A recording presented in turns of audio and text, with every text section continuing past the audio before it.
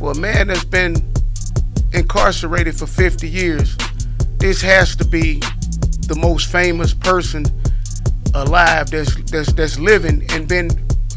Let me see, how do I say? I haven't seen anybody that has the influence in a positive manner that he's had to be away for so long. What do you think about that? I think it's crazy that everybody out here in the world understands and sees what his positive influence is, but the people that's holding him captive can't find nothing positive about him. But everybody that's just that's living in a world that respect him and love him for his positive influence, and they keep trying to say that his influence is a negative thing, Right. But I think we fear what we can't control, especially the powers that be. And so when you take a look at what's been accomplished over this period of time, and when I say what's been accomplished from a positive movement of, get out to vote, basically bringing people's mindset to, elevate to pick up a book and read, go to the polls and vote, galvanizing a whole group of youth that have never met him before, being able to bring two of the biggest hip hop stars out in his support. I don't know anybody else that's even free that could bring out Drake and Kanye for a benefit. Well, his whole outlook was about changing the mindset. He already knew what it was to have that mindset that wasn't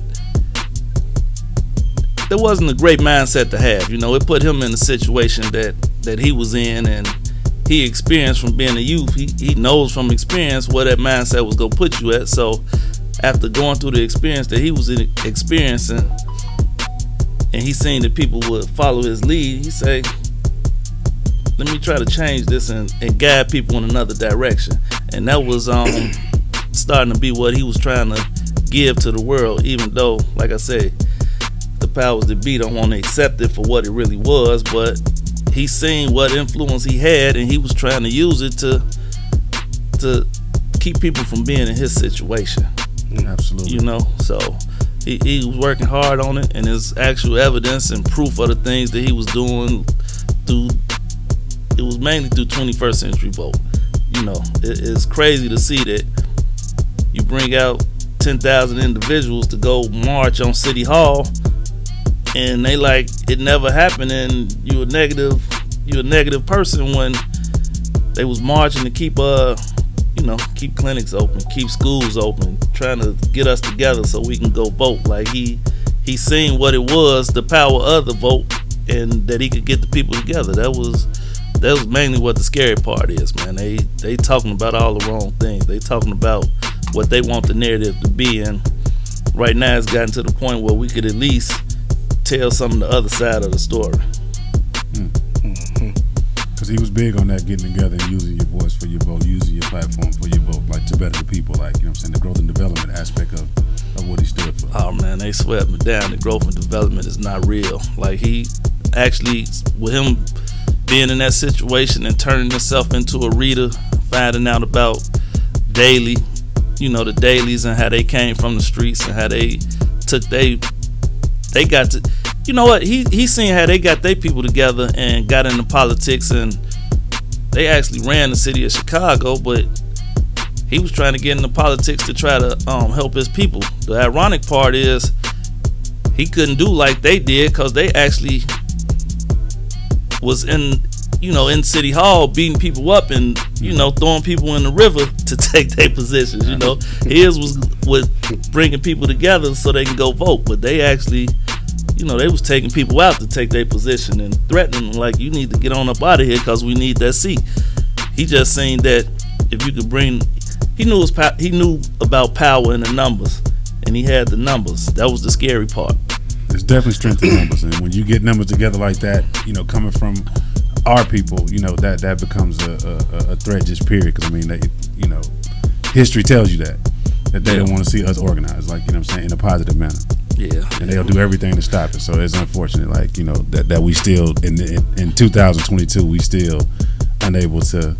Yeah, if you go back, we've been fighting for the same thing for Yeah. You know, ever since we've been fighting for our rights. Absolutely. You know, and it's Absolutely. it's things that change, but we're still fighting for a lot of the same stuff. We still trying to.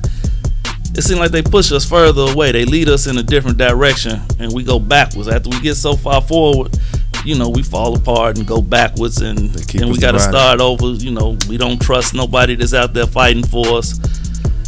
You know, we can find something wrong with everybody that can do something good. So now we don't want to deal with them. And he'll tell you one of my biggest things, and I'd be like, man, support your leaders, man. Like everybody not perfect, support your leaders, and that's I'm big on that. Everybody is human. Yeah, everybody human. We all human. And if you're human, you go make some mistakes. You go do some things that probably ain't the best, but it's how you grow from it. Yeah, it's like what's that?